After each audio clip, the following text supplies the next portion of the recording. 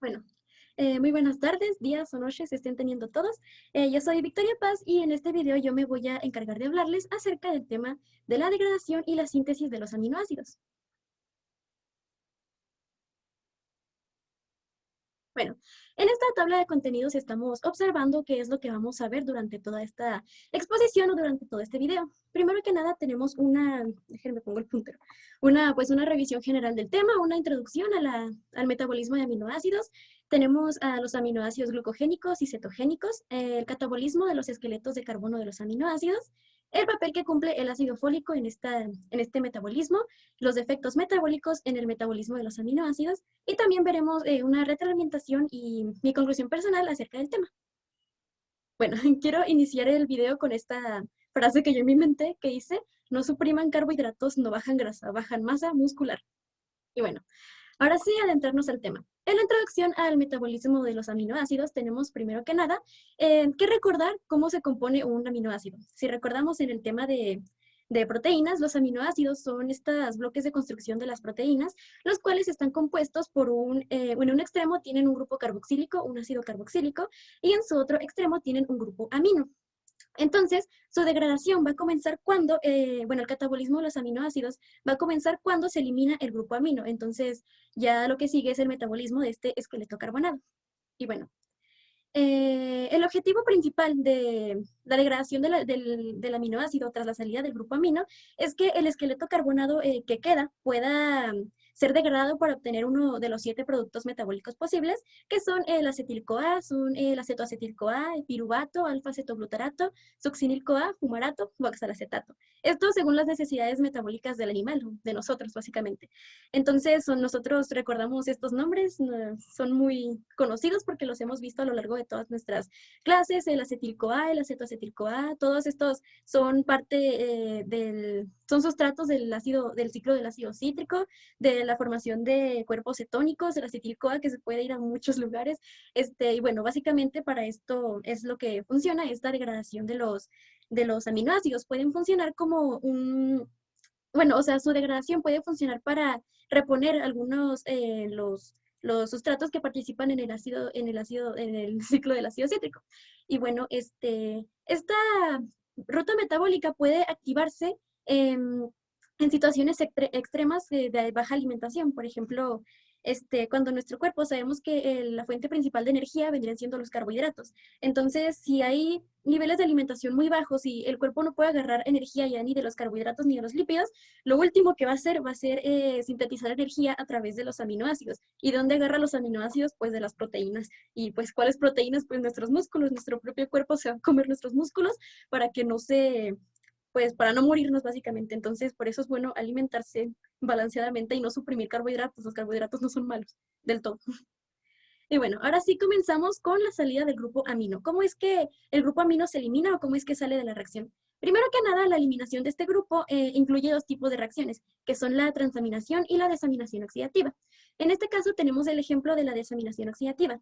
En la desaminación oxidativa lo que ocurre es la conversión de un aminoácido a un alfa-cetoácido. En este caso tenemos al glutamato y tenemos al alfa-cetoglutarato. En este caso va a participar una enzima deshidrogenasa, cuyo objetivo es utilizar una molécula de agua a la cual se va a encargar de atacar a este carbono en donde se encuentra unido el grupo amino. Entonces, al realizar el ataque, lo que va a pasar es que este grupo amino se va a llevar este hidrógeno y va a salir en forma de amoníaco. Y entonces, la molécula de agua se encarga de dejarnos el oxígeno unido a este carbono, como lo vemos en la estructura del alfa-cetoglutarato. Vemos que las únicas diferencias estructurales entre estos dos es la presencia del grupo amino y aquí la presencia de un grupo cetona, que este oxígeno no, es cedido por la molécula de agua. Entonces ya vemos que también tiene participación un NAD, puede ser un ADP también, el cual se encarga de llevarse los hidrógenos que sobren de la reacción y salga en forma de NADP reducido o NAD reducido y que vayan a la cadena de transporte de electrones a ceder electrones básicamente. Y bueno, nosotros sabemos que en esta desaminación oxidativa, en este tipo de reacciones, sale un grupo, después de salir el grupo amino, sale en forma de amoníaco. Entonces, este grupo amino que salió no va a estar ahí libre, sino que puede irse a otra vía metabólica que vendría siendo la síntesis de urea. El metabolismo de los aminoácidos ocurre en el hígado. mayoritariamente. Entonces, cuando ocurre una desaminación oxidativa, los grupos amino que salgan van a irse a sintetizar urea en el hígado también, así que no van a estar libres por el cuerpo, sino que también pueden utilizarse en otra vía. Ven cómo están conectadas las vías, todo está conectado en el cuerpo, es muy genial. Y bueno, también recordemos que en el texto anterior recordamos que la salida del grupo amino implica la desaminación oxidativa y una transaminación. En las transaminaciones, contrario a las desaminaciones oxidativas, su objetivo es que la formación de nuevos aminoácidos. Por ejemplo, bueno, consiste en la transferencia del grupo amino de un aminoácido, se lo va a transferir a un alfa-cetoácido. Por ejemplo, esta reacción. Vemos que estamos reaccionando un cetoácido, el alfa-cetoglutarato, con algún aminoácido. Entonces, lo que ocurre en las transaminaciones es que en presencia de una enzima aminotransferasa es que le va a transferir del grupo aminoácido el grupo amino al alfa-cetoácido. Entonces, tras esta reacción, lo que va a ocurrir es que se va a convertir este alfa-cetoácido en un aminoácido nuevo. Y entonces, el aminoácido que ha sido desaminado se va a convertir en un alfa-cetoácido. Entonces, es irónico que un cetoácido se convierta en un aminoácido y el aminoácido se va a convertir en un cetoácido tras la reacción de una transaminación. Ahora sí, tenemos primero lo que vendrían siendo la clasificación de aminoácidos en este metabolismo, que vendrían siendo los aminoácidos glucogénicos y aminoácidos cetogénicos. Los aminoácidos cetogénicos son aquellos que tienen la capacidad de degradarse para formar acetil-CoA o acetoacetil-CoA. Y los aminoácidos glucogénicos son aquellos que tienen la capacidad para degradarse y pueden formar piruvato o algún intermediario del ciclo del ácido cítrico. Estos aminoácidos glucogénicos tienen la capacidad de ser precursores de la glucosa, porque si recordamos la vía que sintetiza glucosa, la gluconeogénesis, esta puede utilizar a los aminoácidos. Recordemos en el tema de carbohidratos que para la gluconeogénesis se podían utilizar diversos sustratos y parte de ellos son los aminoácidos. Los aminoácidos que se convierten en piruvato tienen la capacidad de entrar a la gluconeogénesis a sintetizar glucosa si el cuerpo lo necesita. Sin embargo, aquellos aminoácidos glucogénicos que se pueden convertir en metabolitos del ciclo de Krebs también pueden llegar a la gluconeogénesis, porque si bien no es necesario que se transformen en piruvato, porque tenemos el ciclo de Krebs. Recordemos que el objetivo del ciclo de Krebs es metabolizar después de que reacciona el acetil-CoA con el oxalacetato, su objetivo es volver a regenerar el oxalacetato. Y si recordamos en la gluconeogénesis, el oxalacetato es una molécula que va a entrar para convertirse en fosfonolpiruvato, que es parte de la gluconeogénesis. Entonces, todos los aminoácidos que sean glucogénicos, que puedan convertirse en piruvato o en un sustrato del ciclo de Krebs, pueden entrar a ser precursores de la glucosa en la gluconeogénesis.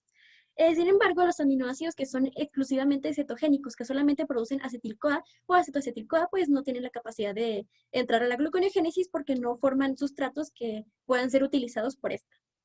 Y bien, aquí tenemos ya el catabolismo de los esqueletos carbonados, los aminoácidos que forman acetil-CoA.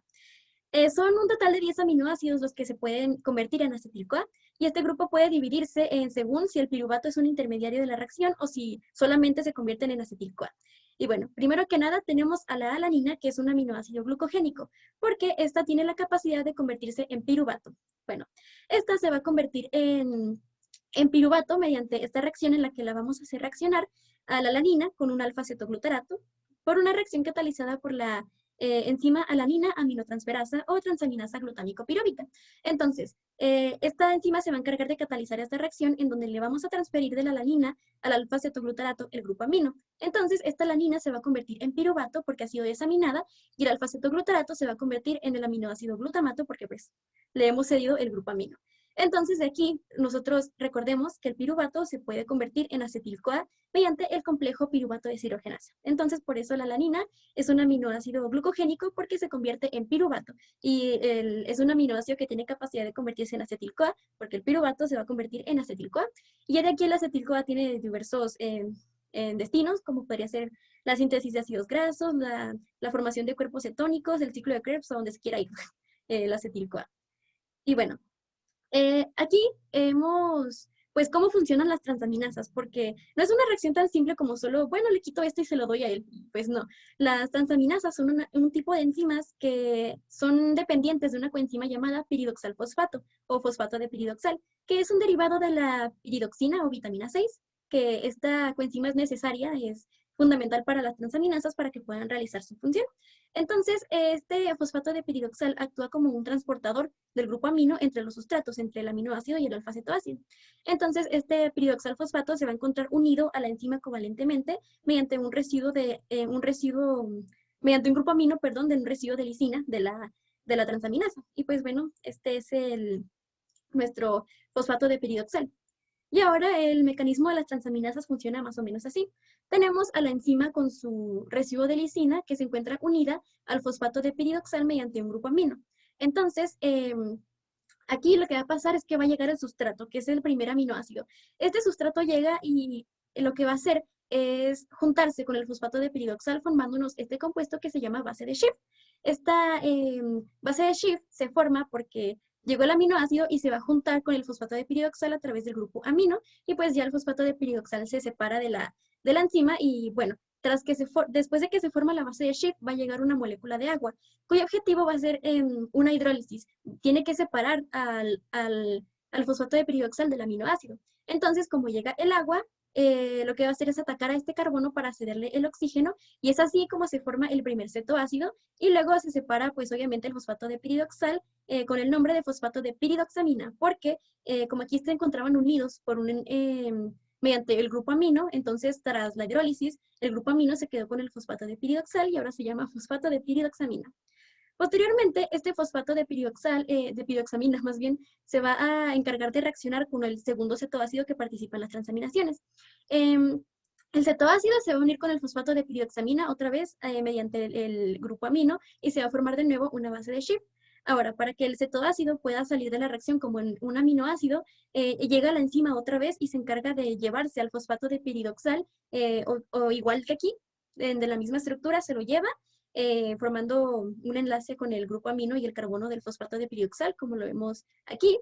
Y pues esto nos dejará solamente a un aminoácido 2 que fue separado del fosfato de piridoxamina tras toda esta reacción. Y pues es algo así como funcionan las transaminasas en pues, las reacciones donde ocurre una transaminación. Ahora tenemos a nuestro segundo aminoácido glucogénico, que sería la serina. La serina tiene la capacidad de transformarse en piruvato, y ya sabemos que el piruvato se va a convertir en acetil-CoA por el complejo piruvato deshidrogenasa. Primero que nada, las principales diferencias estructurales que vemos entre la serina y el piruvato vendría siendo, pues obviamente, la presencia de este grupo amino y también la presencia del grupo oxidrilo.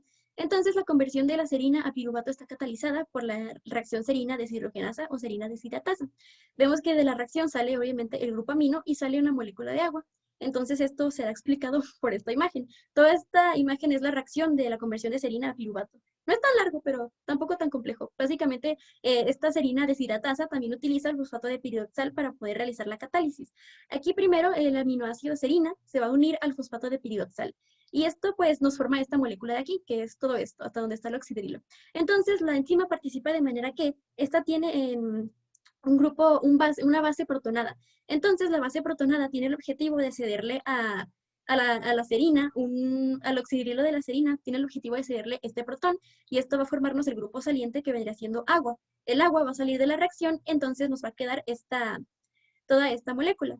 Posteriormente, lo que tiene que ocurrir es la separación del fosfato de piridoxal de esta molécula. Entonces, tras haberle quitado el oxidrilo, va a haber un cambio conformacional. Obviamente, se va a formar un doble enlace entre estos dos carbonos, porque este carbono que estaba unido al oxidrilo, pues se quedó con un electrón sin compartir y lo va a compartir con él. Y por eso se forma este cambio conformacional.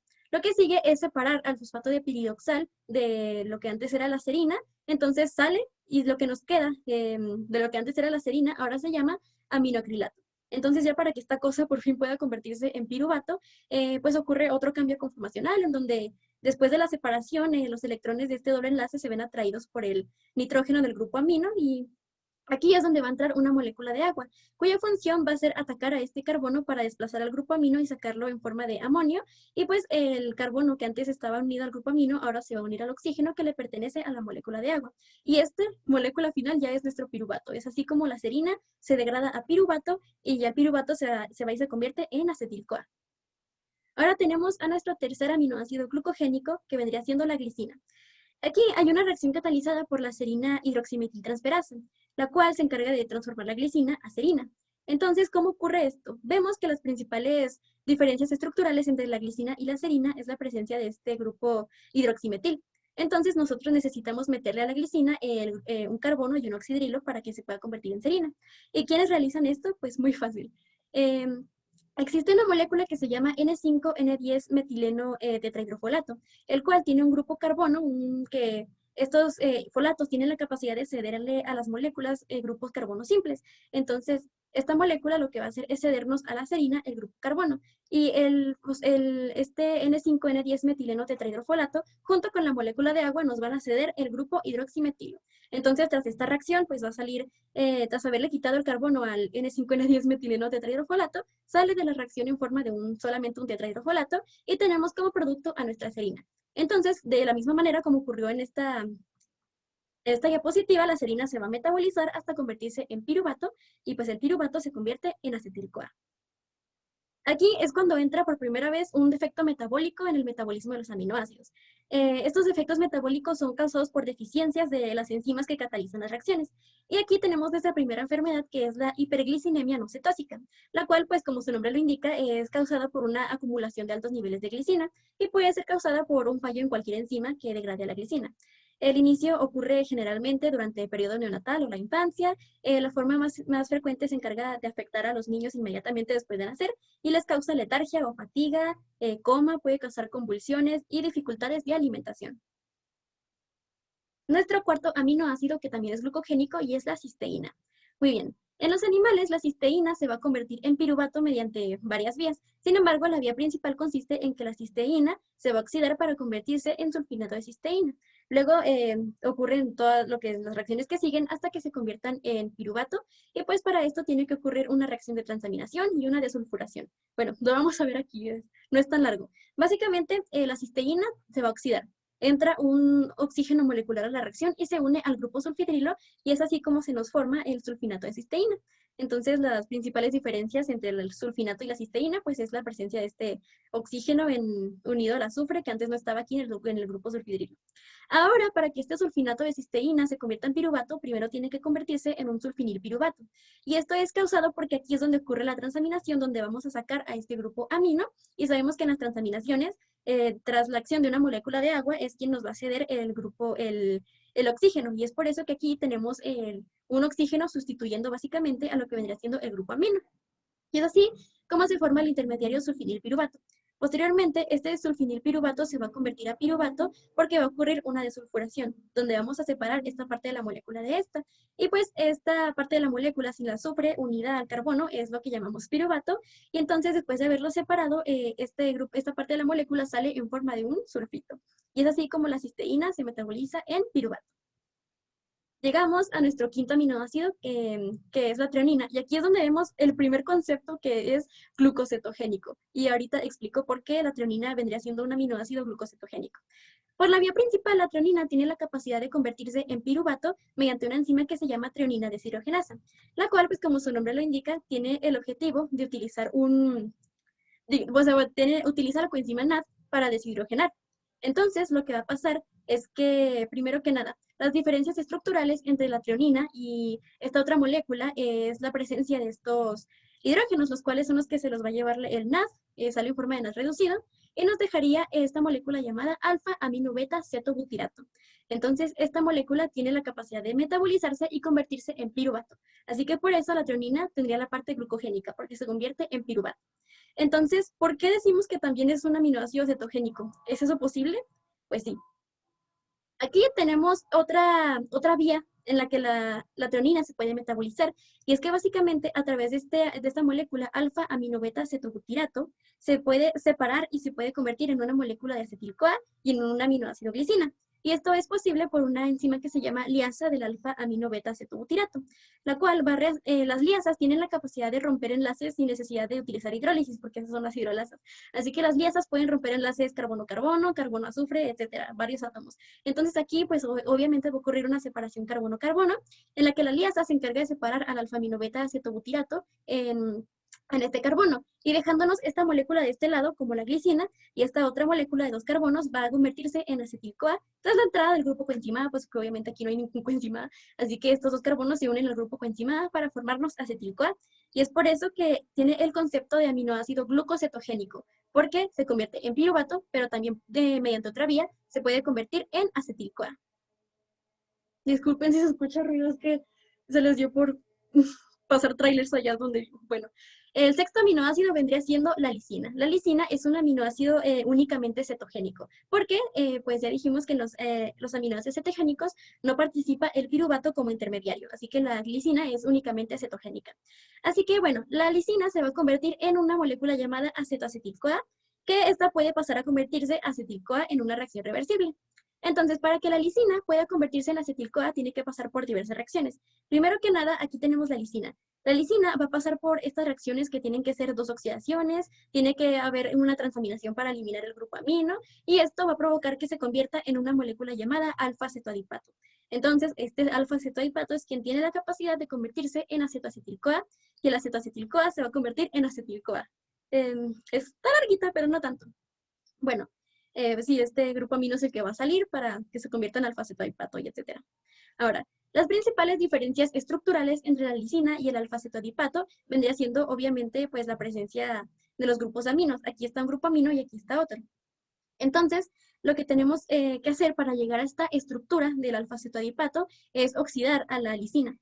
Primero que nada participa una molécula deshidrogenasa, cuyo objetivo es sacar a una enzima deshidrogenasa. Pues sí, es una molécula de todas formas. Esta enzima deshidrogenasa que tiene el objetivo de sacar al grupo amino. Se lo va a sacar y se lo va a transferir a un alfa-cetoglutarato para que se convierta en glutamato posteriormente. Entonces, pues es eso. Entonces, sabemos que en este tipo de reacciones nos va a dejar esta conformación porque participan las moléculas de agua y ya tendríamos algo parecido a lo que vendría siendo el alfa-cetoadipato. Sin embargo, este carbono, el último carbono, se encuentra unido a 2 oxígenos. Aquí solamente hay uno. Entonces, para que pueda tener la misma conformación aquí, necesitamos la participación de otra deshidrogenasa, cuyo objetivo es pues deshidrogenar al carbono para meterle una molécula de agua y que esta molécula de agua le ceda un oxígeno al carbono y es así como se podría formar esta estructura. Posteriormente también tenemos la presencia de este grupo amino que no debe de estar ahí y va a ser, ¿qué pasó? Bueno, este grupo amino que no debe de estar ahí, pues obviamente va a ocurrir una transaminación, se lo vamos a sacar y pues así es como tenemos la conformación de este doble enlace cetona del alfa-cetoadipato. Y así es como un resumen de lo que ocurriría para convertir lisina en alfa-cetoadipato. Muy bien. Ahora tenemos el alfa-cetoadipato, cómo es que se va a convertir en acetoacetil-CoA. Y bueno, viendo las diferencias estructurales, obviamente lo principal que vamos a tener es la presencia del grupo coenzima A, que claramente el alfa-cetoadipato no lo tiene. Así que aquí va a participar el grupo coenzima A, quien va a entrar y va a hacer un ataque hacia este carbono para desplazar al grupo carboxílico que había aquí y se va a convertir, bueno, no se va a convertir, sino que va a salir en forma de dióxido de carbono. Y es así como podríamos obtener la conformación que tiene la estructura del acetoacetil-CoA. Posteriormente también tenemos otra diferencia muy clara que vendría siendo la presencia de un ácido carboxílico o de un grupo carboxilo en el último carbono, bueno, que vendría siendo el último carbono, que el acetoacetil-CoA no lo tiene, entonces tiene que ocurrir aquí una descarboxilación. Esta va a ser catalizada por una enzima deshidrogenasa, la cual se encarga de sacar a este último carbono en forma de dióxido de carbono. Y ya tendríamos la misma cantidad de carbonos que tiene el acetoacetil-CoA, y aquí también se encuentra el grupo coenzima A. Así que ya por último nos queda este doble enlace cetona que no se encuentra en esta molécula todavía. Aquí va a entrar una molécula de agua y a esta molécula de agua le va a ceder un grupo oxidrilo a este carbono. Entonces, pues obviamente un grupo oxidrilo no es cetona. Entonces, vuelve a participar otra deshidrogenasa que se lleva el hidrógeno del oxidrilo, el hidrógeno y también el hidrógeno del carbono. Se los lleva por la presencia de NAD, obviamente. Sale en forma de NAD reducido y pues así está. Esto nos dejaría solamente un oxígeno, que es el que va a formar el enlace cetona con el carbono. Y es así como el alfa-cetoadipato pasaría a convertirse a acetoacetil-CoA. Entonces, este acetoacetil-CoA, si recordamos en las reacciones de formación de cuerpos cetónicos, el acetoacetil-CoA puede convertirse a acetil-CoA mediante una enzima llamada tiolasa del acetoacetil-CoA. Esta es una reacción reversible ya que esta enzima puede catalizar la conversión de acetil-CoA a acetoacetil-CoA, tanto como la conversión de acetoacetil-CoA a acetil-CoA. Entonces, en este caso nos interesa el acetil-CoA, así que pues la tiolasa cataliza esta reacción en donde nos va a pasar el acetoacetil-CoA y nos lo va a convertir en acetil-CoA. Ahora tenemos otro defecto metabólico en el metabolismo de los aminoácidos y vendría siendo esta enfermedad llamada aciduria glutárica tipo 1. Esta aciduria es causada por la deficiencia de una enzima que se llama glutarilcoenzima deshidrogenasa. Esta deficiencia de esta enzima provoca aumento del tamaño del hígado, episodios repetidos de fiebre, sudoración excesiva, distonía muscular, entre otros síntomas. Esta enzima deshidrogenasa, la glutarilcoenzima deshidrogenasa, es precisamente esta enzima. He encerrado durante las diapositivas a varias enzimas en color rojo y si están encerradas es porque su deficiencia causaría problemas, enfermedades pues, a la persona. Así que esta aciduria glutárica tipo 1 es causada por la deficiencia de esta deshidrogenasa, que es la que le quita el carbono al alfa-cetoadipato para convertirlo en acetoacetil-CoA. Séptimo aminoácido que se puede convertir en acetil-CoA y es el triptófano. El triptófano es un aminoácido también glucocetogénico y pues este se va a convertir en alfa-cetoadipato en 8 reacciones. Es una reacción bastante larga, así que esta imagencita nos resume qué es lo que pasa con el triptófano. Básicamente el triptófano después de haber pasado por 8 reacciones se va a convertir en alanina y también se va a separar y se va a dejarnos las moléculas alanina y también en alfa-cetoadipato. Entonces, si nosotros recordamos la primera reacción que explicamos, el primer aminoácido, la alanina tiene la capacidad de convertirse en piruvato por una transaminación catalizada por la alanina aminotransferasa o transaminasa glutámico-piruvica, es la misma. Entonces, por eso aquí es la parte glucogénica, porque se puede convertir en piruvato. Sin embargo, al tener también la capacidad de dejarnos un alfa-cetoadipato, como vimos en la diapositiva anterior, el alfa-cetoadipato se puede convertir en acetoacetil-CoA y el acetoacetil-CoA se va a convertir en acetil-CoA. Así que esta es la parte cetogénica del triptófano. Ahora sí, nuestro octavo aminoácido capaz de convertirse en acetil-CoA y es la tirosina, que también es un aminoácido glucocetogénico. Vemos varias enzimas encerradas y es porque la deficiencia de todas estas enzimas nos provoca enfermedades que pueden ser graves, como las tirosinemias. Bueno, la tirosina se encarga de rendir fumarato y acetil-CoA, así que por eso es que es un aminoácido glucocetogénico, porque el fumarato es un sustrato del ciclo de Krebs y el acetil-CoA pues es acetil-CoA, entonces es por eso que es glucocetogénico, porque rinde acetil-CoA y un sustrato del ciclo de Krebs. El catabolismo de la tirosina va a iniciar con una transaminación y después una deshidroxilación y después se desencadenan todas estas reacciones. Primero que nada tenemos a la tirosina. La tirosina se va a convertir en esta molécula llamada para-hidroxifenilpiruvato por una reacción catalizada por la enzima tirosina aminotransferasa. Entonces lo que hace, como su nombre lo indica, va a ocurrir una transaminación. Vamos a quitar este grupo amino, se lo cedemos a un alfa-cetoglutarato, sale en forma de glutamato y pues esto obviamente nos va a dejar un enlace cetona y que es lo que diferencia al para-hidroxifenilpiruvato de la tirosina. Ahora, este para-hidroxifenilpiruvato se va a convertir en una molécula llamada homogentisato. Esto es catalizado por una enzima llamada para-hidroxifenilpiruvato y oxigenasa, cuyo objetivo es meter un oxígeno molecular para la aparición de un grupo oxidrilo en la parte cíclica de la molécula, así como también al utilizar un dioxígeno, un oxígeno se va a ir y va a atacar hacia este carbono para sacarlo en forma de dióxido de carbono. Es por eso que aquí entra el oxígeno y sale el dióxido de carbono. Entonces, tras esta reacción, el para-hidroxifenilpiruvato se va a convertir en un homogentisato. Ahora, este homogentisato se va a convertir en una molécula llamada maleíla cetoacetato, que es una reacción catalizada por la enzima homogentisato 1,2-dioxigenasa. Entonces, aquí vemos que la estructura del maleíla cetoacetato ya no tiene la estructura cíclica que caracteriza a todas estas, la tirosina y las demás moléculas. Esto es porque al entrar un oxígeno a la reacción, lo que va a hacer es reaccionar con este primer carbono, que es el primer carbono de la estructura cíclica. Entonces, como este carbono ya está ocupando sus 4 electrones, ya no puede aceptar uno más, que vendría siendo, o sea, ya no puede aceptar un átomo más porque ya está ocupado. Entonces, lo que tiene que hacer es deshacerse de uno de sus enlaces y en este caso va a ser el enlace con este carbono. Y esto va a provocar claramente que la estructura cíclica se destruya y pues aquí nos quedamos con el carbono, el primer carbono, este era el primer carbono de la estructura cíclica, se quedó con su oxígeno y pues ya es así como se formó una cadena lineal, que es el maleíla cetoacetato. Ahora, este maleíla cetoacetato se va a convertir en un fumarila cetoacetato por la catálisis de una enzima que se llama maleíla cetoacetato isomerasa. La única diferencia estructural que vemos entre ambos es que básicamente, aquí los instituyentes del doble enlace están en posición trans y eso es lo que hace la maleíla citoacetato isomerasa. aquí el maleíl-acetoacetato tiene una conformación cis porque los hidrógenos están del mismo lado. Entonces la isomerasa lo que hace es cambiarlos a una posición trans y es por eso que se convierte de maleíl-acetoacetato a fumaril-acetoacetato. Y ahora sí, en la recta final de esta reacción medio larguita, es que el fumaril-acetoacetato se va a separar en una molécula de fumarato y en otra de acetoacetato. Esto catalizado por la enzima llamada fumaril-acetoacetasa, cuyo objetivo es utilizar una molécula de agua. La molécula de agua va a separar a los carbonos que existe aquí en el fumaril-acetoacetato, lo separa. Y la molécula de este lado se va a quedar en forma de fumarato y la molécula de este lado, a partir del carbonito rosa, se va a quedar en forma de un acetoacetato. Entonces, el acetoacetato tiene capacidad de convertirse en acetoacetil-CoA mediante una reacción catalizada por una enzima llamada 3-cetoacil-CoA transferasa o beta-cetoacil-CoA transferasa. Vemos que un aminoácido beta, un carbono beta tiene la posición 3. Entonces puede ser 3 o beta-cetoacil-CoA transferasa. Esta enzima utiliza al succinil-CoA para transferirle el grupo coenzima A al acetoacetato. Y así es que se va a convertir en acetoacetil-CoA y después el acetoacetil-CoA se convierte en acetil-CoA por la tiolasa del acetoacetil-CoA. Y es así como termina por fin el metabolismo de la tirosina.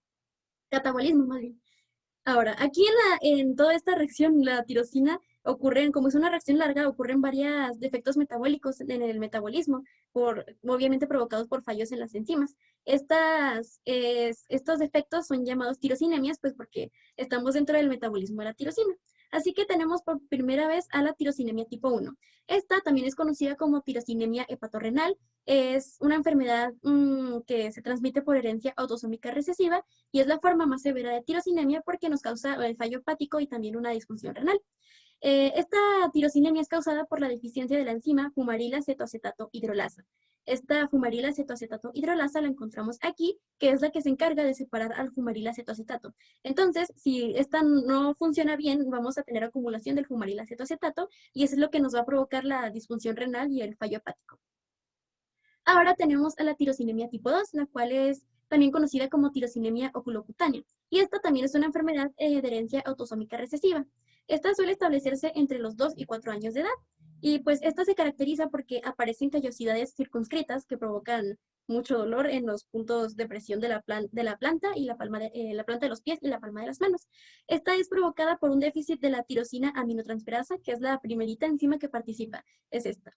Entonces, como no se va a degradar la tirosina, pues la acumulación de tirosina es la que nos va a provocar las callosidades circunscritas. Se ven algo más o menos así. Posteriormente tenemos el déficit de la enzima 4-hidroxifenilpiruvato dioxigenasa, que esta, pues incluye, bueno, sus síntomas incluyen el retardo mental, convulsiones, pérdida periódica de equilibrio y también pérdida de la coordinación. Esta enzima 4-hidroxifenilpiruvato dioxigenasa es esta. No, espera, así. Acá está no, aquí la conocemos como 4, pero acá es la para-hidroxifenilpiruvato dioxigenasa, la cual es la que transforma el para-hidroxifenilpiruvato en homogentizato. Entonces, pues la acumulación de este compuesto es el que nos va a provocar el retraso mental, pérdida de equilibrio, pérdida de coordinación, etc. Todo lo que nos provoca la tirosinemia tipo 3. La circunscrita. Aquí, también parte de los fallos que ocurren en degradación de la tirosina está la alcaptonuria. Esta enfermedad es una deficiencia de la homogentizato dioxigenasa. Es la que señalé primero que no era. Esta se caracteriza por un color oscuro en la orina y también en el tejido conjuntivo y también provoca artrosis degenerativa. En el tejido conjuntivo, la acumulación del compuesto que no puede degradar se ve más o menos así. Entonces, la homogentizato dioxigenasa, que es esta enzima, ahora sí, es la que causa la acumulación del homogentizato y esto es lo que nos provoca la coloración oscura en la orina y también la artrosis y coloración oscura en el tejido conjuntivo. Nuestro penúltimo aminoácido que se puede convertir en acetil-CoA, que es la fenilalanina.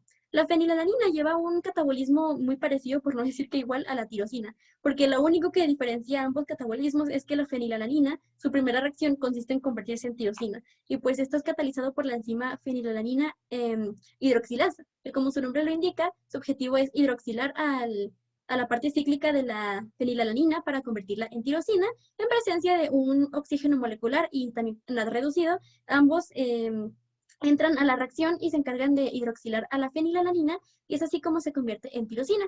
Posteriormente, esta tirosina se va a degradar de la misma manera que ocurre aquí. Básicamente aquí habría una fenilalanina, se convierte en tirosina y ya. Se degrada hasta llegar a fumarato y a la cetoacetil-CoA. La fenilalanina es básicamente, la reacción es igual. Nuestro último aminoácido que se puede convertir en acetil-CoA y es la leucina. La leucina es un aminoácido únicamente cetogénico porque en su catabolismo no participa ni un sustrato del ciclo de Krebs ni tampoco el piruvato. Entonces, esta leucina se cataboliza en acetil-CoA o en acetoacetato. La leucina se va a convertir primero en un compuesto que se llama HMG-CoA. Lo vimos también en la beta-oxidación. Su nombre real es beta-hidroxibeta metilglutaril coenzima, pero para los amigos le decimos HMG-CoA. Se convierte en este compuesto por un conjunto de reacciones que incluyen una transaminación, la salida del grupo amino, le ocurren dos oxidaciones, una carboxilación y una hidratación. Después de que la leucina ha sufrido por todos estos procesos, es cuando va a llegar a convertirse en el HMG-CoA.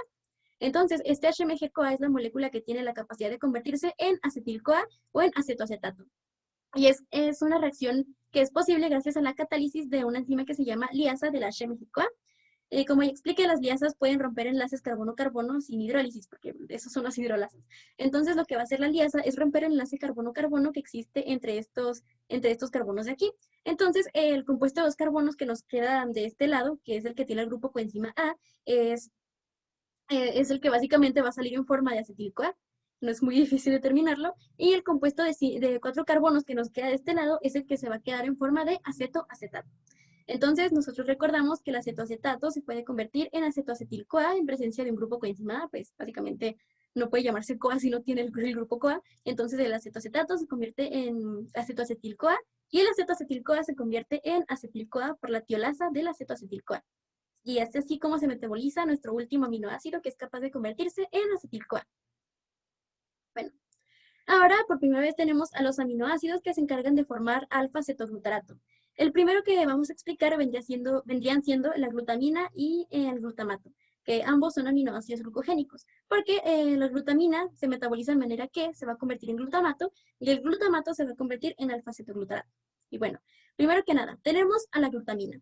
La glutamina es quien se va a convertir en glutamato mediante una enzima que se llama glutaminasa. Es una reacción reversible, al igual que el de la. ¿Se acuerdan de la glicina y la serina? Estas son reacciones reversibles. La serina se puede convertir a glicina y que el glutamato también se puede convertir a glutamina. No es relevante, pero no sé, me dieron ganas de decirlo. Y bueno, ahora sí. La glutamina, en presencia de la glutaminasa, que utiliza una molécula de agua, la cual se va a encargar de atacar. Aquí va a ocurrir una desaminación, no una transaminación. Aquí, la molécula de agua ataca al carbono donde se encuentra unido el grupo amino, lo va a sacar en forma de amonio y pues sabemos que el oxígeno de la molécula de agua se va a quedar. Esperen, ¿qué estoy diciendo? No, no, sí, o sea, sí, pero me equivoqué de grupo amino. Ese era el grupo amino que estoy diciendo es para el alfa-cetoglutarato. Aquí me equivoqué. El grupo amino que va a eliminar la glutaminasa no es este, es este. Sí, perdón. Pues es básicamente lo mismo que estoy diciendo, solo que esta vez el glutamato se va a quedar con el grupo oxidilo de la molécula de agua y saca a este grupo amino en forma de un amonio y se convierte en glutamato de esta manera. Es así como se cataboliza la glutamina.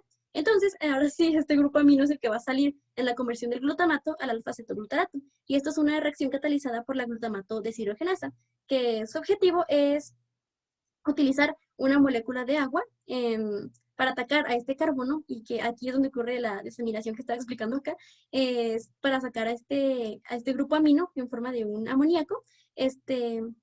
La molécula de agua le cede el oxígeno a este carbono y se lo queda. Es así como se forma nuestro alfa-cetoglutarato. Y pues como explicamos en la primerita reacción que expliqué de las desaminaciones, en el ejemplo de desaminaciones, participa un AS que se va a llevar a los hidrógenos que sobraron de la reacción y se los lleva en forma de NAD reducido y va y allá los cambia para sintetizar ATP en la cadena de transporte electrónico.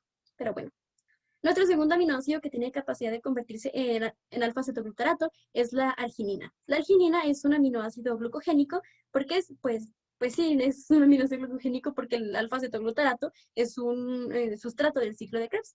Entonces, primero que nada, la arginina se va a convertir en una molécula llamada ornitina, y esto es catalizado por una enzima que se llama arginasa. La arginasa, utilizando una molécula de agua, se va a encargar de eliminar este grupo de aquí en forma de urea. Entonces elimina a la urea tras reaccionar con una molécula de agua y tras la salida de todo este grupito de acá, se convierte la arginina en una ornitina. Entonces, la ornitina después se va a convertir en un compuesto que se llama glutamato gamma semialdehído.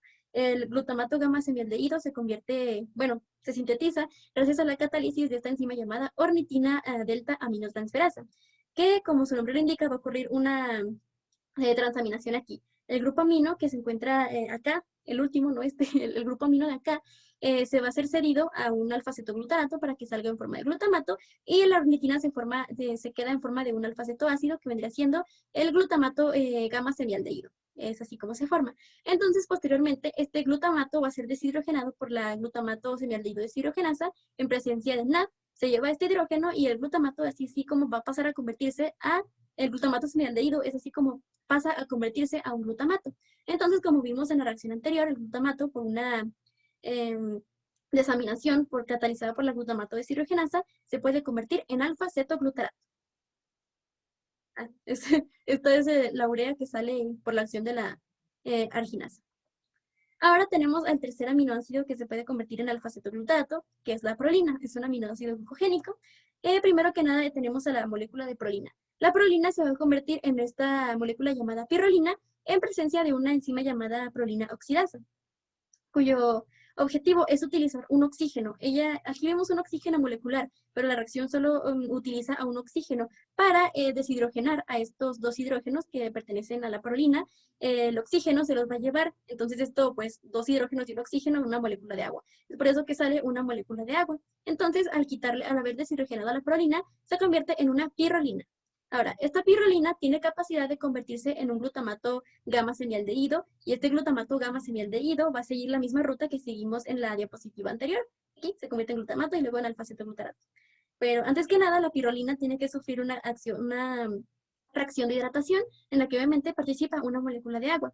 Y la molécula de agua tiene el objetivo de cederle un grupo oxígeno, bueno, no un grupo oxígeno, tiene que cederle el oxígeno a este último carbono que se encuentra unido a este y es como que está conformada la parte cíclica de la pirrolina. Entonces, este carbono, al tener que aceptar un oxígeno, pues se va a deshacer de uno de sus enlaces porque ya está ocupado los 4 electrones que puede compartir.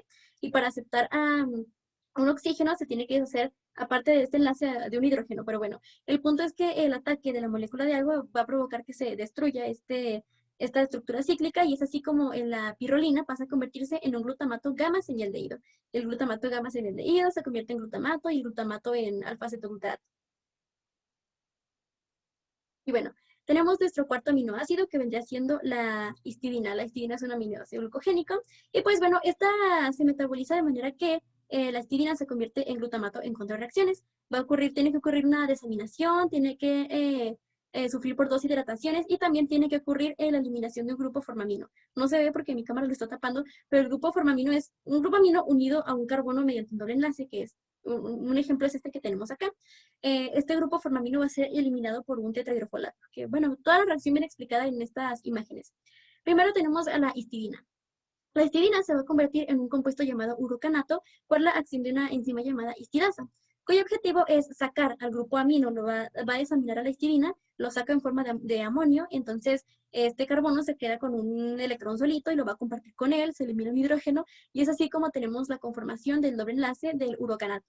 Entonces, el urocanato es quien se va a hidratar, va a sufrir la primera hidratación catalizada por la urocanasa, quien va a utilizar la molécula de agua para cederle a este carbono un oxígeno. Entonces, es así como tenemos aquí, es el oxígeno que le cedió el agua al urocanato. Entonces, tras haberle cedido el oxígeno, el urocanato se va a convertir en 4-imidazolona 5-propionato. Entonces, este compuesto ahora se va a hidratar de nuevo, catalizado por una enzima llamada imidazolona propionato hidrolasa. Cuyo objetivo es utilizar a la molécula de agua. Y al mismo carbono al que le cedimos este oxígeno, le va a ceder esta molécula de agua otro oxígeno. Entonces, esto va a provocar que este carbono ya no tenga enlaces, electrones disponibles que compartir con este átomo de acá. Entonces, esto va a provocar que la estructura cíclica se destruya. Entonces, es por eso que aquí, pues ya la estructura cíclica que caracteriza a la histidina se destruye por acción de las dos hidrataciones. Ahora el oxígeno, el carbono de aquí se encuentra ocupado y pues por eso se destruye y se convierte en un N-formaminoglutamato. Ya tenemos el nombre glutamato aquí. Entonces, lo que falta es eliminar el grupo formamino que se encuentra aquí. Este grupo formamino va a ser eliminado en presencia de un tetrahidrofolato, el cual se lo lleva y se convierte en un formamino tetrahidrofolato. Y pues es así como esta reacción es catalizada por la glutamato formamino transferasa, que le transfiere el formamino al tetrahidrofolato, y pues es así como esta estructura sin el grupo formamino se queda en forma de un glutamato. Y ya sabemos que el glutamato se puede convertir en alfa-cetoglutarato en presencia de una enzima deshidrogenasa. Ahora tenemos por primera vez los aminoácidos que se pueden convertir en succinil-CoA. Primero que nada tenemos a la metionina. La metionina es una reacción muy larga para que se convierta en succinil-CoA. Sin embargo, no es nada compleja de comprender. Em, aquí la histidina, la metionina sufre una reacción que se llama vía de transulfuración. Es donde la metionina se va a convertir en cisteína. Entonces, la degradación de la metionina inicia con la formación de S-adenosilmetionina, en la que le sigue una reacción de desmetilación donde le vamos a quitar un metilo. Pero bueno, para explicarlo de manera más detallada.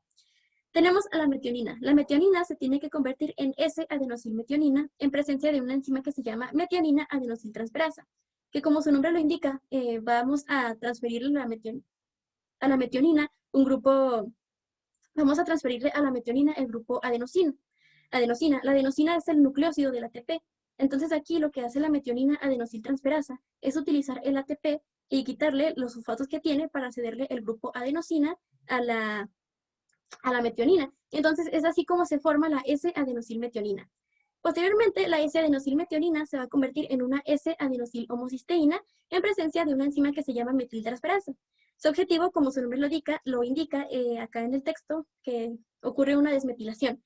La metiltransferasa, este es el grupo adenosina que le seguimos a la metionina. Entonces, el metilo que sale de la S-adenosilmetionina es se lo lleva a la metiltransferasa y se nos queda el compuesto S-adenosil-homocisteína. Posteriormente, aquí ya tenemos que sacar al grupo adenosina, y esta reacción es catalizada por una enzima que se llama adenosil-homocisteinasa, cuyo objetivo es utilizar una molécula de agua para realizar una hidrólisis, aquí sacar al grupo adenosina, como lo indica la reacción, y se nos quedaría después de esta salida del grupo adenosina, se nos queda la molécula llamada homocisteína. Ahora, posteriormente, la homocisteína se va a convertir en una cistationina. Entonces, esta es una reacción catalizada por la enzima llamada cistationina beta sintasa. Vimos que está encerrada en rojo porque su deficiencia provocaría una enfermedad. Bueno, lo que pasa para convertir la homocisteína en cistationina es que necesitamos la presencia de una serina. La cistationina beta sintasa se encarga de condensar a la homocisteína con la cistationina. Entonces, a la homocisteína con la serina. Entonces, esto nos va a provocar, la fusión de ambas moléculas nos va a dar la síntesis de una cistationina. Ahora, esta cistationina se puede separar en dos compuestos que vendrían siendo el alfa-cetobutirato y la cisteína, en presencia de una enzima llamada cisteína gamma liasa. La cisteína gamma liasa, como su nombre lo indica, es una liasa y va a hacer una separación, pero esta vez no un enlace carbono-carbono, sino carbono-azufre. Va a separar a esta molécula de acá, que vendría siendo una parte precursor del alfa-cetobutirato, y esta otra molécula de acá, que vendría siendo la cisteína. Es así como la metionina se puede convertir en cisteína por la transulfuración, que es toda esta vía. Entonces, vemos que aquí la cisteína gamma liasa utiliza una molécula de agua. ¿Para qué? Pues para sacar al grupo amino que se encuentra aquí, el grupo amino que ahora le pertenecería al precursor del alfa-cetobutirato. Utiliza la molécula de agua para sacarlo y sabemos que esta le va a ceder el átomo de oxígeno, y es así como se convertiría esta parte de la molécula de la cistationina en un alfa-cetobutirato. Y bueno, llegamos a la mitad de cómo la metionina se puede convertir en succinil-CoA. Ahora, este alfa-cetobutirato se tiene que convertir en propionil-CoA. Recordemos esta reacción de convertir propionil-CoA a succinil-CoA, espero que se les haga un poco familiar porque pertenece a la beta-oxidación de los aminoácidos insaturados, de los aminoácidos que son de los ácidos grasos, válgame, ya estoy toda traumada, de los ácidos grasos que son impares, que no son pares. Entonces, recordemos que se queda un propionil-CoA y se tiene que metabolizar en succinil-CoA. Pues es básicamente exactamente lo mismo que ocurre aquí, solo que aquí el alfa-cetobutirato, en presencia de una enzima llamada alfa-cetoácido deshidrogenasa, va a utilizar, pues obviamente, el grupo coenzima A para desplazar a este grupo carboxílico en forma de dióxido de carbono. Entonces, es así como el alfa-cetobutirato se va a convertir en propionil-CoA. Entonces, este propionil-CoA ahora va a sufrir esta serie de reacciones para convertirse en succinil-CoA. Primero que nada va a ser carboxilado por la propionil-CoA carboxilasa, la cual le mete un grupo dióxido de carbono y que lo vemos aquí. Entonces, tras haberlo carboxilado, se va a convertir en un S-metilmalonil-CoA. Entonces, este S-metilmalonil-CoA se va a volver no se va a volver a convertir, sino que se va a convertir ahora en un R-metilmalonil-CoA por una reacción catalizada por la metilmalonil-CoA racemasa. Aquí ocurre como una especie de cambio estereoquímico en donde lo podemos ver identificado aquí. Si ustedes ven estas moléculas y dirán, pues no se diferencian en nada, entonces, ¿qué rayos catalizó esta enzima? Pues es el cambio de posición de este CH3, de este metilo. Aquí, como lo vemos representado de este lado, como si estuviera del lado izquierdo, pero la metilmalonil-CoA racemasa lo va a catalizar la reacción para pasarlo del lado derecho, para el otro lado. Es por eso que aquí se ve como un rayadito. Entonces, después de este cambio que ocurrió por la metilmalonil-CoA racemasa, el metilmalonil-CoA, el R-metilmalonil-CoA se va a convertir en el succinil-CoA por acción de la metilmalonil-CoA mutasa, cuyo objetivo es, pues, cambiar la posición del ácido carboxílico se va a cambiar la posición del ácido carboxílico para poder incorporar este metilo a la cadena principal y que se convierta el metilmalonil-CoA por fin en succinil-CoA. Y es todo esto, el proceso de transfiguración y de convertir el propionil-CoA a succinil-CoA, la manera en la que la metionina se metaboliza en succinil-CoA. Ahora, tenemos los efectos metabólicos que participan en el catabolismo de la metionina. Tenemos esta patología llamada homocistinuria. Esta es causada por la deficiencia de la cistationina beta sintasa. Es una enfermedad hereditaria que conduce a un trastorno multisistémico donde fallan varios sistemas, por ejemplo, el tejido conectivo, los músculos, el sistema nervioso central y el sistema cardiovascular. O sea, va el tejido conectivo, los músculos, sistema nervioso central y el sistema cardiovascular. Todos estos fallan en conjunto solamente porque hay una deficiencia, un mal funcionamiento de esta enzima que convierte la homocisteína en cistationina. Entonces, si falla, pues la acumulación de homocisteína es la que nos va a provocar todos estos fallos multisistémicos del cardiovascular, del nervioso central, el tejido conectivo y los músculos. Y bueno, aquí también participan otras patologías, por ejemplo, la acidemia propiónica. La acidemia propiónica es un trastorno medio infrecuente, también con patrón de herencia autosómica recesiva, que es causado por la deficiencia de la enzima propionil-CoA carboxilasa, que es recordemos, la que convierte el propionil-CoA en metilmalonil-CoA. Entonces, algunos de los síntomas de alteraciones que sufrimos si tenemos esta deficiencia vendría siendo las alteraciones en el desarrollo psicomotor, letargia, ataxia o deterioro de la coordinación. La letargia, recordemos que es fatiga. Distonía muscular, temblores, convulsiones, vértigo intermitente, deterioro mental progresivo y coma. Todo esto es provocado porque nos falta una enzimita. Ven que las enzimas son moléculas muy importantes. No solo realizan todo, sino que, o sea, toda la catálisis, o sea, realizan todas las reacciones para que estemos vivos, sino que también si llegan a fallar, va a haber consecuencias graves. Pueden ser graves. La otra enfermedad vendría siendo la acidemia metilmalónica. La acidemia metilmalónica es causada por la deficiencia de la metilmalonil-CoA mutasa, que si recordamos es la que cambia la posición del ácido carboxílico del metilmalonil-CoA para que se convierta en succinil-CoA. Entonces, esta enfermedad se diagnostica en los primeros años de vida, como la mayoría de enfermedades que hemos visto en los fallos metabólicos del metabolismo de los aminoácidos. Esta causa un retraso en el crecimiento, causa deshidratación, letargia, fatiga, convulsiones y vómitos. Y bueno, ahora tenemos también a la isoleucina y a la valina. Son un aminoácido glucocetogénico y otro glucogénico. Porque las primeras 4 reacciones, tanto de la valina como de la isoleucina, son catalizadas por las mismas enzimas. Entonces, los productos de la vía de la isoleucina van a ser acetil-CoA y propionil-CoA. El propionil-CoA es quien se va a convertir en succinil-CoA, como lo vimos en la reacción de la metionina. También, pues, como la isoleucina tiene capacidad de también sintetizar acetil-CoA, es por eso que le vamos a llamar un aminoácido glucocetogénico, porque nos da un sustrato del ciclo de Krebs y el acetil-CoA, mientras que la valina solamente se encarga de sintetizar succinil-CoA. Entonces, la valina es únicamente glucogénica, porque no participa acetil-CoA y solamente sintetiza un sustrato del ciclo de Krebs. Ahora, la valina y la isoleucina, ambas en presencia de una aminotransferasa, las van a hacer reaccionar con un alfa-cetoglutato para que este salga en forma de glutamato y nos deje el alfa-cetoácido en el que ahora se van a convertir la valina y la isoleucina. En el caso de la valina va a ser un alfa-cetoisovalerato y en el caso de la isoleucina va a ser un alfa-ceto-beta-metilvalerato. Entonces, aquí es donde va a ocurrir una reacción, pues, interesante, porque así va a participar, recordemos, al complejo piruvato de sirogenasa. Aquí el piruvato de sirogenasa convertía el piruvato el piruvato a acetil-CoA. Entonces aquí esta reacción a partir de aquí va a ser de una manera muy parecida a lo que ocurre con el complejo piruvato de sirogenasa. Van a participar las mismas coenzimas, el pirofosfato de tiamina, el lipoáteo, el ácido lipoico, la coenzima A, obviamente, pues que aquí tenemos la coenzima A, la coenzima FAD y la coenzima NAD. Entonces, recordemos que en esta descarboxilación oxidativa la van a sufrir tanto el alfa-acetoisovalerato y el alfa-aceto-beta metilvalerato. Después de que ocurre esta reacción parecida a lo que vendría siendo la conversión de piruvato a acetil-CoA, y también es una reacción parecida que ocurre en el ciclo de Krebs. Este tipo de reacciones vemos que ocurre en el ciclo de Krebs, en el metabolismo de aminoácidos y en la conversión de piruvato a acetil-CoA. Entonces, tras haber sufrido por todas las reacciones, estas moléculas se van a convertir, en el caso de la valina, en isobutyryl-CoA, y en el caso de la isoleucina se va a convertir en un 2-metil-butyryl-CoA. Ahora, estas moléculas van a pasar por una serie de reacciones. El libro indicaba que parecidas a la beta-oxidación, porque ocurre la participación de un FAD reducido en ambas moléculas. También ocurre una hidratación para convertir al isobutyryl-CoA en un 3-hidroxi-isobutyryl-CoA, y al 2-metil-butyryl-CoA lo vamos a convertir en un 2-metil-3-hidroxibutyryl-CoA. Ahora, en el caso del isobutyryl-CoA, tras haberse convertido en un 3-hidroxiisobutyryl-CoA, va a tener la capacidad de convertirse en propionil-CoA.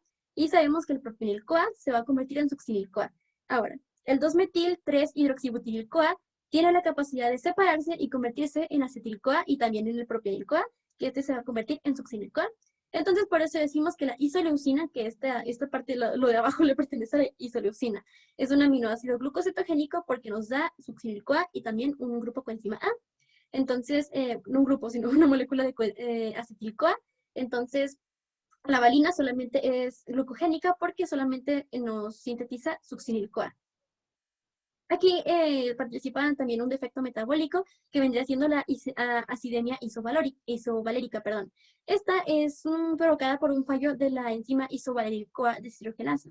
Los síntomas iniciales vendrían siendo de los altos niveles del ácido valérico en la sangre, incluyen la carencia de apetito, vómito y cansancio. Este fallo metabólico le pertenece a la valina, donde tenemos el ácido isovalérico. Aquí vemos que el fallo era por una enzima deshidrogenasa y pues es una enzima que participa en la conversión del alfa-acetoisovalerato a isobutyryl-CoA. La acumulación de este ácido isovalérico nos provoca la carencia de apetito, el vómito y el cansancio. También tenemos a la treonina, que ya la vimos anteriormente y determinamos que es un aminoácido glucocetogénico. La treonina no se puede metabolizar solamente, no se metaboliza solamente por dos vías, sino que tenemos una tercera vía que participa para convertirla en succinil-CoA. Primero que nada tenemos a la treonina. La treonina se va a convertir en alfa-acetobutirato por la presencia de una enzima llamada deshidratasa que utiliza un fosfato de piridoxal. Entonces aquí va a ocurrir una transaminación. Aquí lo que pasa es que la deshidratasa, como su nombre lo indica, va a sacar al grupo oxidrilo y a este hidrógeno de la, de la, de la treonina. Entonces, posteriormente, el piroxal fosfato se encarga de sacar al grupo amino y nos va a dejar, recordemos que en la transaminación participa el agua, entonces el agua nos deja el doble enlace con el carbono, formándonos el enlace acetona. Y es así como la treonina se puede convertir en un alfa-acetobutirato. Posteriormente, nosotros sabemos que el alfa-acetobutirato se puede convertir en succinil-CoA. Recordemos que el alfa-acetobutirato primero se convierte en propionil-CoA y el propionil-CoA se convierte a succinil-CoA. Eso es lo que pasa en el catabolismo de la treonina. Ahora tenemos por último, a los aminoácidos que se convierten en oxalacetato. Estos son la asparagina y el aspartato. Primero que nada son aminoácidos grupogénicos porque solamente participa el oxalacetato, que es parte del ciclo de Krebs, y también quien se convierte en fosfonolpiruvato para la gluconeogénesis. Bueno, primero que nada, la asparagina se va a convertir en aspartato. Esto gracias a la presencia de una enzima que se llama asparaginasa, la cual va a utilizar una molécula de agua. de manera parecida que ocurrió en la reacción en una reacción anterior de convertir glutamina a glutamato. Aquí ocurre parecido. La molécula de agua se encarga de desplazar a este grupo amino en forma de amonio y nos va a dejar el grupo oxidrilo en este carbono, como lo vemos en el aspartato.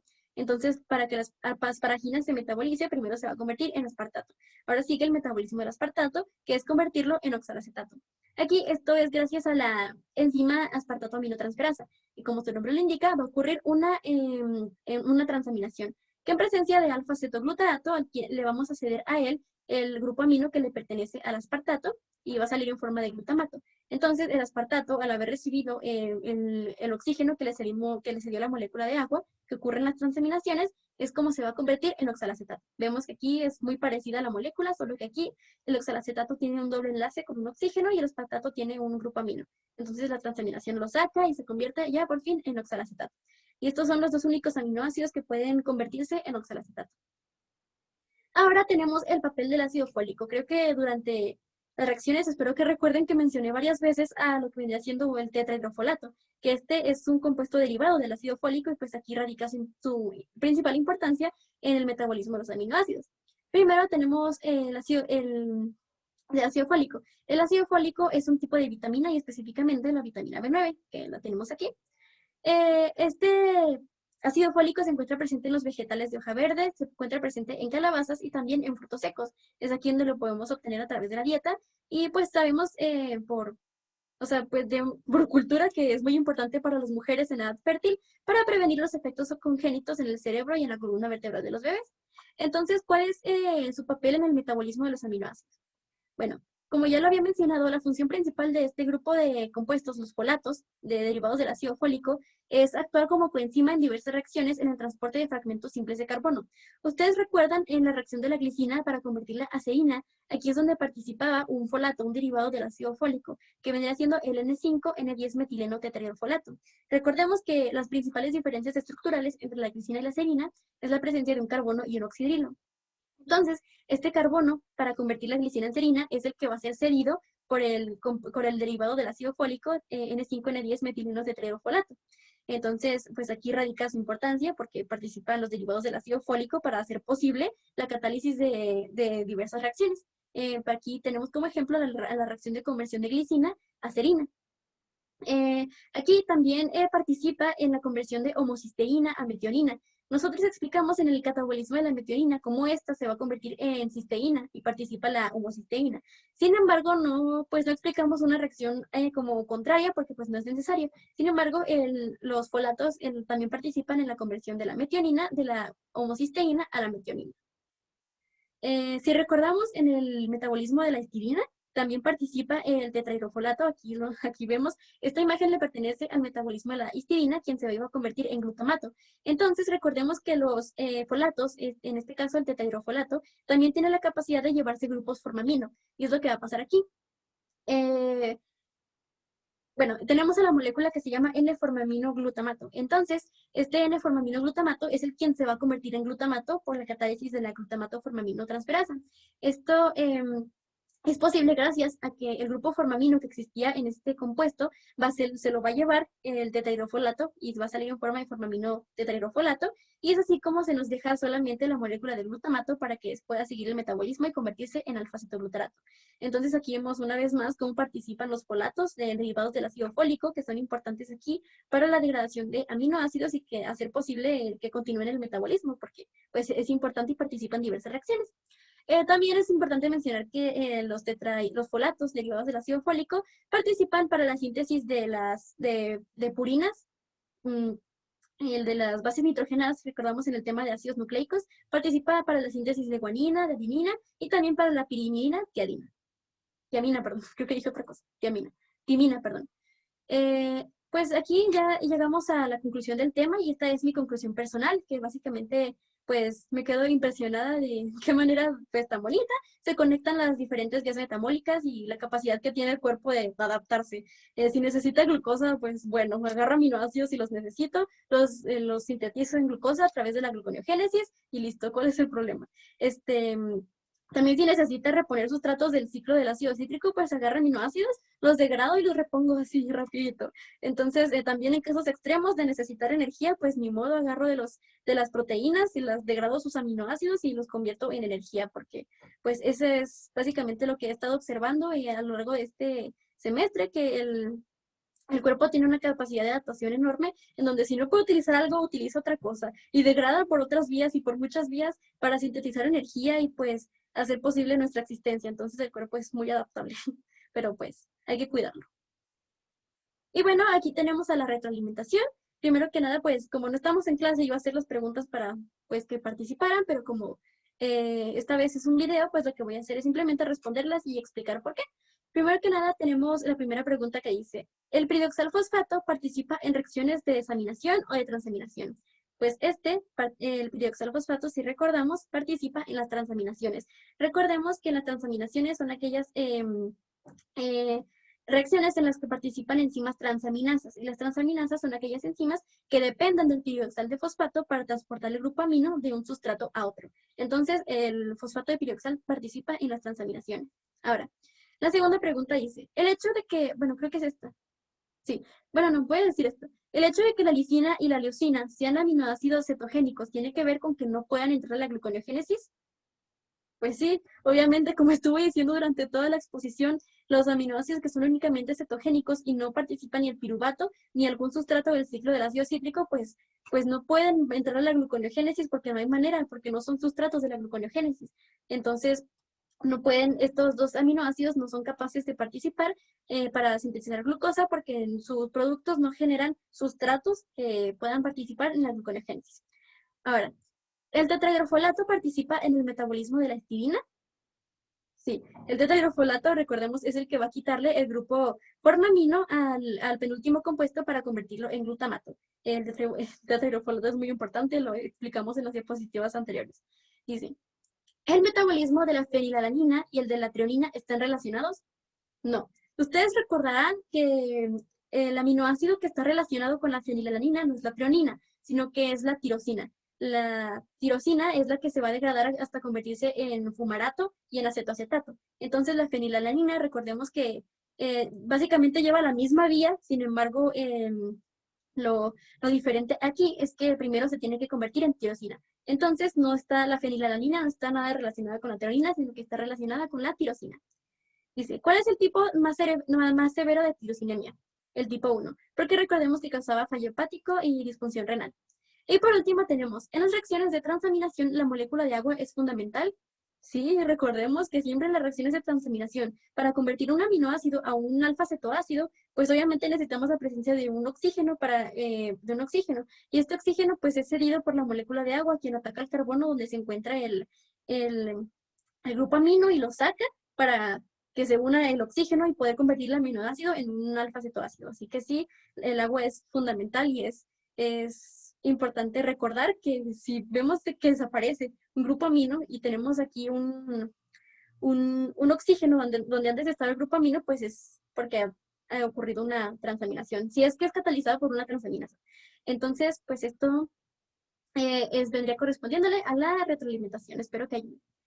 Y pues aquí tenemos mis bibliografías, mis links, todas las fuentes que consulté y especialmente el Trudy McKee, aunque batallé un poco para encontrar información un poco más completa, pero fue aquí la base que saqué para organizar toda la exposición. Y bueno, esto sería todo, es aquí donde me despido y les agradezco si vieron el video completo, les agradezco por haberme prestado un poco de su atención y espero que haya quedado claro el tema y mucha suerte en el examen de lunes. Y gracias.